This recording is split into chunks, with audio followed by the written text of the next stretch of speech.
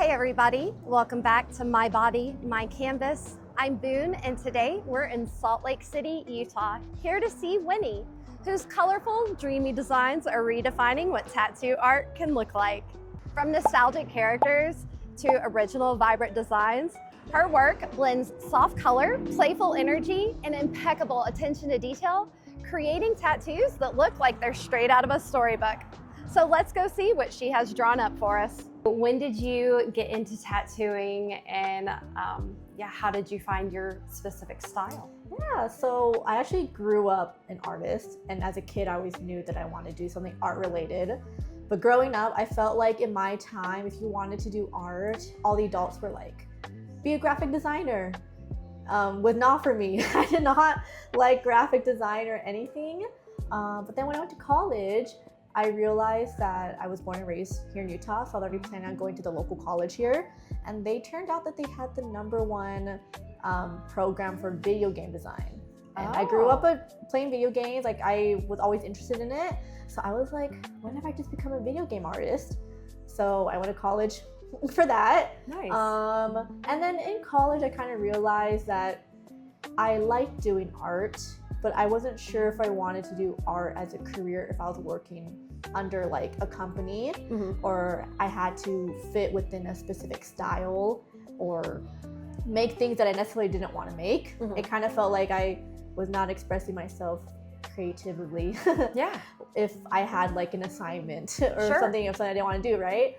And so towards the end of my education, I like graduated and I was like, oh, I don't know if I should keep doing this, but you know, I like went to school for it, so I kept on trying to get a job as a video game artist, and the tech industry is not so great right now. So I just kind of, you know, had my day job and everything like that. And then one day, one of my coworkers, she was drawing Flash because she was a tattoo apprentice, and then I was like, wait a minute, like, I think I actually would like that because at the time I was getting tattoos myself, and at least here in Utah, I couldn't find anyone that did really cutesy tattoos that I like to do. Yes. Most of the time here, most of the artists are trad artists, or they kind of do like fine line floral. And all of my colorful tattoos, all the tattoos I had at the time were tattoos that I got like when I was out of state or like out of country, like, right? And so I was like, what if I just become like a cutesy tattoo artist that, you know, I bet there are other people like me who are here and they want cutesy tattoos. Yes, so, we're out here. Like, please and share then at your the gift. time too, I was also like still drawing like smaller, like bite-sized art. Like I found myself in college, I didn't necessarily like creating the art I was doing because it was art that was taking like weeks and months to complete. They're like full-on like illustrations and projects. And then I got burned out really easily. So even towards the end of my education, I found myself really liking doing smaller, cutesy, like little like food icons or little portraits of people, like things like that. And so I was like, all of these things can turn into like cutesy like stickers and stuff. And then like there's artists that I follow a lot that did a similar kind of style. And so, and then, you know, I just kind of asked her about like being a tattoo apprentice and all that stuff, and that's kind of how I got started. And I think it's been 2 years since I officially like started tattooing on like real skin and everything like that. Nice, very good, awesome. So you said video games were your really early on inspiration. It's funny that you said that because that's what this says. The Kirby. So like in the 6th grade, I was heavy on N64. That was my video game console. So Super Smash Brothers was my game. I loved Super Smash Brothers. What tattoo are you the most proud of and why? I think I'm pretty proud of, it's on my page, it's pinned, it's a Pom Pom Purin, the rainbow one. I actually did it myself because it was like the first, it wasn't my first color tattoo, but it was my first color tattoo that I did in like the style I wanted to do. So before that, when I was like experimenting with color, it was just like, you know, I'm trying to learn color, so just like, you know, filling in color or like a color accent. But this pom pom piano was like the first one where I was like, I want to try doing a color tattoo in like this rainbow pastel kind of style that I want to eventually do more often. Yeah. And so I'm actually really proud of that one because was one of my first ones, and I think it held up really, really good. Yeah, so, it looks great. And that's actually the tattoo that I saw that brought me to you. So yeah, absolutely. Yeah, I'm excited to see, you know, the star and how that develops and all of your shading. But yeah, that looks hella great. What was the most emotional session you've had? Have you had any really stand out to you yet? Emotional sessions. I don't know. I think I've had a few where people like to get like a sentimental tattoo. Usually it's something like it is in memoriam of like a pet that passed away. So I do like a cutesy animal kind of thing for them. And those are always pretty emotional. And it's always been like a few where like I've talked to other clients that were in the game industry or they are currently in it, and we've talked about kind of our struggles of like being like a woman in the space, because it is like a quite like personal and also like thing that like I went through during my education that also kind of like deterred me away from that. So just like conversations like that. Sure. So with that being said, do you see tattooing as a form of healing or body reclamation? Yeah, I think that's like really cool. That really stood out to me that you reached out to me saying like that's why you kind of started your page, because I think that when I was starting tattooing, or even like now, I feel like I see online for social media there is still some sort of like stigma or like people being condescending towards people that have like really cutesy tattoos and stuff like that. I know that most of the time they're just like old trad heads that only think that trad is like the only way to go and stuff. But it is like pretty like I don't want to say like that you get anyone gets tattoos for their own personal expression.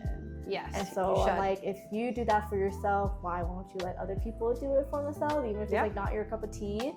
And so it's like awesome seeing my clients come in and want to get cutesy tattoos, or even sometimes even like dumb tattoos. Like they're just like, they just want it in the moment. It's like a trend or something they might look back on in like 10 years and be like, why did I get that? But in the time, it's like, it's like a great memory, or they could look back and have an absolutely great memory. Or like I actually get surprised because I think a lot of people talk to me and they're like, oh, most of your clients must be girls. And I actually end up getting a lot of guy clients, and not just like guys that might be like transgender or gay or anything. Sometimes I get a lot of just like white cis men that just like cutesy things. And they get it. We welcome that in this space for sure. And so it's like awesome that they can feel comfortable like getting like coming a place like here where it's like totally okay to do that, and then trusting like me to give that to them to express themselves. It is everybody tattoo studio. I love it. I love the tattoo studio is everybody. What would you say to a woman who maybe feels disconnected from her body?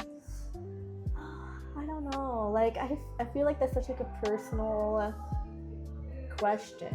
Because I feel like most women have had that feeling in some degree, and it's hard to explain like how you feel when you get those feelings.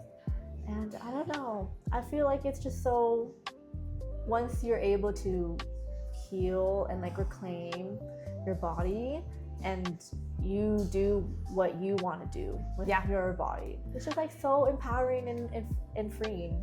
It has been for me, absolutely. Since May, starting this journey.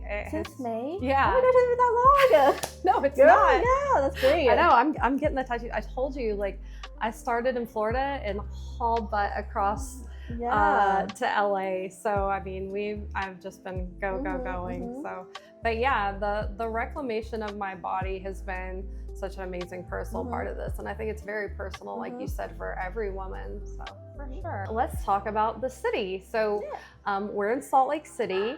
Where did you grow up? How far away from here? Yeah, so I grew up in the suburbs of Salt Lake. So here, I think it's about 20, 25 minutes. Okay. And in other people's city that might be like nothing. But here in Salt Lake, I feel like you can get pretty much anywhere in like 20-25 minutes. Like 20 minutes is like 20 miles. Yeah. While like in LA, like 20 minutes is like you're moving like 2 miles. Yes, so, absolutely. So I grew up in the suburbs and I was born and raised there. And I think growing up, I was like, as soon as I'm turning 18, I am getting out of Utah. Leaving my hometown. And then I went to college up here in Salt Lake, which again, only 20 minutes. I still lived at home, so like I was still living down there. But I was going to college, and then I realized, oh wait, actually, when you kind of find your people and your community, then it's actually not that bad. Yes. And it is becoming a better place. I know there are still a lot of things I do not like about Utah. I would never move further out than 20 minutes from Salt Lake. If I entered, we're in Salt Lake City, so we're in Salt Lake County, and my suburbs is still in that county. If I maybe drive like 10 more minutes south, I'm in Utah County, I would never live in Utah County. Yeah, I like a city. I need things I like a city, to do. and I do like that. I've always been a city girl, but I like how Salt Lake is a smaller city. Like I still have the city experience, but it's not like a huge city where it's like hard to find parking. It's like expensive to live here, like LA. Yeah, so I'm glad I still get it, but it's like a nice medium-sized city, so I can still enjoy city things. I like that. Do you find it empowering as a woman? I kind of like that it's like a smaller city and that. Yeah, like I do feel pretty privileged in a sense, where I feel like, at least for me in Salt Lake, I feel safe and comfortable like walking out and stuff like that. Like, you know, there's times where I guest artists in other cities, and sometimes I tattoo late, and then it's like dark out, and just like the walk to like my car or something, I'm like, you know, calling my friends like, hey, let's see the phone with me as like I'm going out and stuff. Yes. But here, like, it could be like midnight, and I would be totally fine walking around. Maybe it's because I have always like lived here, but I feel like generally most people feel pretty good about being like a woman here. Obviously, like politics aside, yeah, like that. But like at least like environmentally and like stuff, it's pretty nice. Have you ever heard that tattooing was not for women, and what did you do with that? Yeah, I think especially here because of, since Utah is so largely tied to Mormonism, I think Utah as a whole is very delayed in like tattooing, or like other cultures that might have started earlier in like other cities and stuff. And so it's only been like pretty recently where like tattoos been more normalized in Utah. There are still a lot of circles that is like completely taboo. Oh yeah. But because they are like delayed in it, then, you know, people are just like barely getting on like the train of like tattoos, and some of them are just doing like trad tattoos and stuff, which is like fine, but obviously like when people think of tattoos here, they tend to think of trad tattoos, and they don't think of like trendy, cute girl. Yeah, pop. Me with like pink and green hair, like tattooing like a rainbow Kirby on someone, right? Yeah. And so, you know, when you say like you're like a tattoo artist and stuff, and they're just kind of like, huh, like really and stuff, or even like getting started, you know, there was like a sort of like stigma, because I was like, okay, I will like learn how to tattoo, but I'm not gonna learn how to tattoo by like tattooing trad first. Like, I'm gonna start tattooing by doing what I want to eventually do and stuff. So there was like a little bit of like social stigma, or just kind of like imposter syndrome at the beginning of being like, you know, like a woman that does like very cutesy tattoos that isn't trad, or even like being like a woman tattooer that doesn't do like fine line florals, which is like another big genre here of tattoos. Yeah, I think imposter syndrome haunts women in every industry, especially male dominated industries. I told you I'm in a, you know, for my full-time or, you know, other job in the maritime industry, it is very male dominated. So I did video games too, like in video games, like you fight imposter syndrome, but we have a place in these spaces, we have a voice in these spaces. So I'm just trying to make sure that the ladies are heard. What do you think women bring to tattooing? I think women, first off, I think they bring in a space that is like welcoming for other people. That's why I honestly like chose this shop. That's what really resonated with me with this shop, is that the owner specifically obviously named it Everybody Tattoo. Like, yes, everyone is welcome. And as someone who got tattoos before I became a tattoo artist, have always felt more comfortable being in a space or being tattooed by someone who like shares the same struggles as me, and we can like talk about that, and they understand, you know, the feeling of, you know, maybe not expressing yourself and then finally be able to, and like all that stuff. So I think it's awesome that women tattooers are becoming more normal. Yeah, that they can bring that space to people who might want to find like refuge in a space like that. And also just like women just like bring so many different styles to tattooing. Yeah, I can definitely see that it's the women that are pushing the envelope on the kawaii, on the color, on the girly pop, on, you know, just like the anime, everything with color. And the glitter trend, I love that. I'm sure at some point I'll get some kind of glitter from something somebody. I want to like try out and experiment. I think it's super cool. Yeah, it really is. And again, I think that was a woman who created that and brought it into the industry. So, girl power. What does freedom look like in your life right now? Oh my gosh, what does freedom look like in my life right now? Yeah. I don't know. I think that it feels so awesome that I can do this as my job. And although there are some struggles you go through by being like a small business owner, there are, you know, obviously times where it's like slow, and then I have to like wonder like, oh my gosh, like, am I giving enough money this month, right? But it does feel very freeing that I have some control in that, you know, like I can schedule clients whenever I would like to. I can make whatever flash I want to and like tattoo whatever I want to. Even if someone comes to me for like a custom, but it's like not something I really want to do, I can just be like, not my wheelhouse. Yeah, not my wheelhouse. I don't have to do it, right? Or if I would like to, like, I also love traveling. So I've been like guest artisting a lot in like different cities, which it feels so awesome to do. Yeah. So it feels like really awesome that I, you know, feel like I am like, for the most part, like in control of my life and like what I'm doing every day. Absolutely. So, yeah. A lot of people are chained to a 9-to-5 desk in corporate America, and wish they had those freedoms and flexibilities. Okay. So I know you're early in your career, but 18-year-old you, what would she say about where you're at right now? I think she would be so shocked, honestly, because I think like even 2 years ago when I started tattooing, I went into it being like, I am going to be probably tattooing for a few years, but during that time, I'm probably still going to apply to games jobs. And then if I get a job at a game company, then I'm just going to do that. And then I won't tattoo anymore. But 2 years later, I'm like, I will never do games again. I will only tattoo. I don't think I've ever had like a job that I've been so happy to do. That's like awesome. I thought that eventually, because all my other creative endeavors, I've always been burned out at some point. But with tattooing, I've like never been burned out. That's like amazing. Obviously like physically, I've been like tired, but I've never been like, oh my gosh, like I cannot draw anymore. I can't like tattoo anymore, right? So younger me would probably be like shocked, because I think even like I don't think I got my first tattoo until I was like 20. Okay. So I think even younger me would be like, you didn't even like have any tattoos, or even want any tattoos. How did we get here? Yeah, like you didn't even like want tattoos, and now you're like doing them. So that's cool. Hey, that's cool. Yeah. Life is a mystery wherever it takes us, and I'm glad that you found a path that feels authentic and comfortable for you. That's really exciting. Awesome. All right, are you ready to get to this tattoo? Yay.